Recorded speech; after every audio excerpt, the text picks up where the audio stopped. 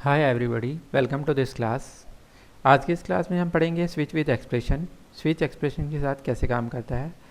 इससे पहले क्लास में हमने पढ़ा था स्विच विद फॉल थ्रो, जिसमें दो एग्जांपल हमने किए थे, फॉल थ्रो विद इंटीजर और fall through with character. Fall through की पूरी डिटेल मैंने इसमें समझाई थी आपको, और फॉल थ्रो के एग्जाम्पल मैंने बनाकर दिखाए थे। आज हम स्विच विद एक्सप्रेशन कर रहे हैं। स्विच विद एक्सप्रेशन क्या होता है, इसकी कुछ डिटेल समझ लेते हैं पहले। Switch can work with an expression also. अगर हम स्विच केसेस में एक्सप्रेशन डाल दें तो भी ये काम करता है, लेकिन उसकी कुछ कंडीशन है। For this we can put expression in case instead of a constant value. हम कांस्टेंट वैल्यू जैसे केस 1, 2, 3 लिखते आते थे, वो ना डालकर वहाँ पर एक एक्सप्रेशन डालेंगे जिससे कोई एक कांस्टेंट वैल्यू जनरेट होगी। But no expression should return duplicate value, otherwise it will raise a problem. लेकिन 2 या 4 एक्सप्रेशन ऐसी नहीं होनी चाहिए, या कोई भी केस ऐसा नहीं होना चाहिए जिसकी एक्सप्रेशन डुप्लीकेट वैल्यू जनरेट करे। हर एक केस की जितनी भी एक्सप्रेशन होती है, हर एक केस की एक्सप्रेशन एक यूनिक वैल्यू जनरेट करे, ताकि वो दूसरे केस के साथ कॉन्फ्लिक्ट ना हो। Because switch is unable to work duplicate value, क्योंकि स्विच डुप्लीकेट वैल्यू के साथ काम नहीं कर सकता। तो इसमें ये चीज़ हमें ध्यान में रखनी होगी। दूसरी चीज़ ये है कि जब हम एक्सप्रेशन डालें तो किसी भी एक्सप्रेशन से फ्रैक्शनल वैल्यू रिटर्न नहीं होनी चाहिए, मींस पॉइंटेड वैल्यू रिटर्न नहीं होनी चाहिए। ये एक पॉइंट हमें ध्यान में रखने का है। बल्कि उससे एक कांस्टेंट वैल्यू रिटर्न होनी चाहिए जो कि इंटीजर टाइप की हो, यानी कि कंप्लीट नंबर्स हो। तो ये चीज़ हमें ध्यान में रखनी होगी। स्विच कभी भी ऐसी वैल्यू जनरेट ना करे जो पॉइंटेड हो, बल्कि उसे इंटीजर वैल्यू जनरेट करनी होगी। तो इस चीज़ को हम प्रैक्टिकल करके देखते हैं कि स्विच एक्सप्रेशन के साथ कैसे काम करता है। इसके लिए हम लोग एक नई फाइल ले लेते हैं नोटपैड के अंदर, और यहाँ पर हम लोग इंपोर्ट करेंगे यूटिल स्कैनर क्लास के लिए। और यहाँ पर हम लोग एक क्लास लगाएंगे स्विच विद एक्सप्रेशन। अब हम लोग एक मेन मेथड लगाएंगे। मेन मेथड के अंदर हम लोग सबसे पहले स्कैनर क्लास का ऑब्जेक्ट बनाएंगे। स्कैनर क्लास का ऑब्जेक्ट बनाने के बाद हम लोग यहाँ पर कुछ मैसेज प्रिंट करा देते हैं। हम लोग मैसेज डाल देते हैं, enter a number from 1 to 5। 1 to 5 के बीच एक नंबर इनपुट करना होगा यूज़र को, और उस नंबर को हम रीड कर लेते हैं एज ए इंटीजर। अब हम 5 केसेस इसके लिए बनाएंगे जो इस नंबर के ऊपर ऑपरेट होंगे। सबसे पहला केस हमारे पास है केस 1। केस 1 में हमें एक एक्सप्रेशन लगानी है, तो हम कुछ इस तरीके से लगा देते हैं, 2 × 1, 2 1 जा 2 हो जाएगा, प्लस 2 4 हो जाएगा, डिवाइडेड बाय 4। तो हम देख सकते हैं सबसे पहले 2 × 1 हो रहा है, उसके बाद 2 1 जा 2 हो जाता है, प्लस 2 4 हो जाएगा ये हमारा। और 4 को जब हम डिवाइड करेंगे 4 से, तो हमारे पास 1 जनरेट होगा। तो हम यहाँ पर प्रिंट करा देते हैं system dot out dot println 1। यहाँ पर 1 लिखा प्रिंट हो जाएगा, यानी कि ये पहला केस है, और ब्रेक कर देते हैं। केस 2 में भी इसी तरीके से हमें एक एक्सप्रेशन जनरेट करनी है, तो मैं बहुत सिंपल सी कर देता हूँ, 2 2 जा 4 -2। हम ऐसे बोलेंगे 2 2 जा 4 -1 + 1, या 3 - 1। तो ये भी हमारा एक एक्सप्रेशन जनरेट हो गया। हम देख सकते हैं 2 2 जा 4 होता है, और 3 - 1 भी हमारा 2 होता है। 4 में से 2 जाएगा तो 2 हमारे पास आ जाएगा, और यहाँ पर हम लोग 2 लिख देंगे। ये दूसरा हमारा केस हो गया है।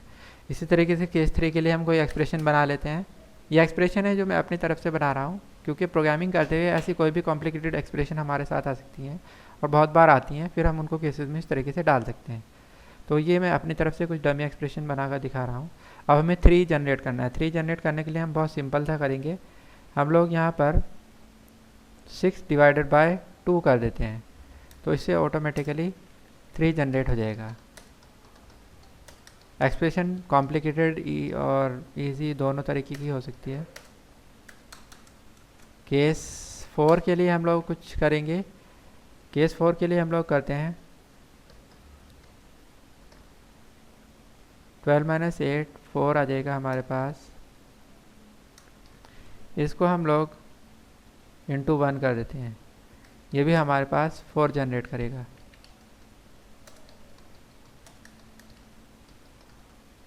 हम देख सकते हैं 12 माइनस 8 4 हो जाएगा और इंटू 1 4 ही रहेगा। यहाँ पर भी हम ब्रेक लगा देंगे। इसके बाद हम लेंगे केस 5। इसके लिए हम 17 मॉड बाय 12 कर देते हैं, तो हमारे पास 5 रिमाइंडर बचेगा।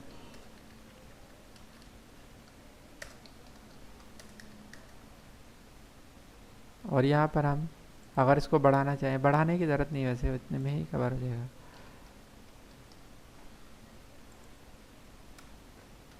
ये हमारा 5th केस हो गया है। इसके बाद भी हम ब्रेक लगा देंगे और डिफ़ॉल्ट में हम लोग रॉन्ग चॉइस डाल देंगे।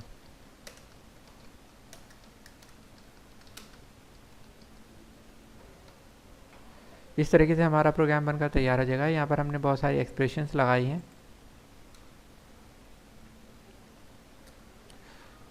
जिन एक्सप्रेशन की हेल्प से कुछ कांस्टेंट निकल कर आ रहे हैं, बस हमें ये ध्यान रखना है किसी भी एक्सप्रेशन से, किसी 2 या 3 एक्सप्रेशन से सेम वैल्यू जनरेट नहीं होनी चाहिए, वरना वो केसेस के अंदर डुप्लीकेसी जनरेट करेगा और डुप्लीकेसी की वजह से स्विच काम नहीं करेगा। तो हम इसे चला कर देख लेते हैं। सबसे पहले हम लोग इसको सेव करेंगे। हम इसको सेव करेंगे माई कंप्यूटर के अंदर सी ड्राइव में JDK के बिन फोल्डर में इसको सेव करेंगे और इसको हम नाम देंगे जो हमने क्लास का नाम दिया है, स्विच विद एक्सप्रेशन डॉट जावा। इसको सेव कर देंगे। इसके बाद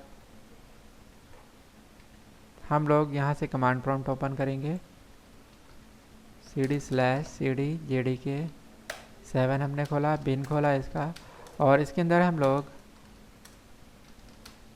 जावे स्विच विद एक्सप्रेशन डॉट जावा डालेंगे। यहाँ पर कोई प्रॉब्लम है, लाइन 27 में मिसिंग दिखा रहा है। ये लाइन 27 में सेमीकोलन मिस है। इसको हमने Ctrl+S से सेव कर दिया है। दोबारा से कंपाइल कर लेते हैं। अब प्रोग्राम एरर फ्री हो गया है। अब हम इसको चलाएंगे। Enter number from 1 to 5। हम 2 डालते हैं, 2 इज़ वर्किंग। हम 3 डालते हैं, 3 इज़ ऑल्सो वर्किंग। 5 डालते हैं, 5 is also working. 1 is also working. 4 is also working. 6 डालते हैं तो रॉन्ग चॉइस बताएगा। तो ये स्विच विद एक्सप्रेशन है जो इस तरीके से हमने एक्सप्रेशन की हेल्प से तैयार किया है। इसमें अगर कोई डाउट आपको है या कुछ पूछना चाहते तो आप कमेंट के थ्रू पूछ सकते हैं। और स्विच की बहुत सारी वीडियो मैंने बनाई है। ये हमारी 6th वीडियो है। तो जो प्रीवियस 5 वीडियोज़ हैं उनको भी अगर आप देखना चाहते हैं, उन सब का डिस्क्रिप्शन इस वीडियो के, उन सब का लिंक इस वीडियो के डिस्क्रिप्शन में मैंने डाला है। और ये सब ट्यूटोरियल आप इंग्लिश में भी देख पाएंगे। उसके लिए मेरे दूसरे चैनल में ये सब मैंने इंग्लिश में डाला है, तो उसका लिंक भी इस वीडियो के डिस्क्रिप्शन में आपको मिल जाएगा। अगर ये वीडियो आपको हेल्पफुल लगा है तो आप इसको लाइक कर सकते हैं, शेयर कर सकते हैं और चैनल को सब्सक्राइब कर सकते हैं। Thanks for watching.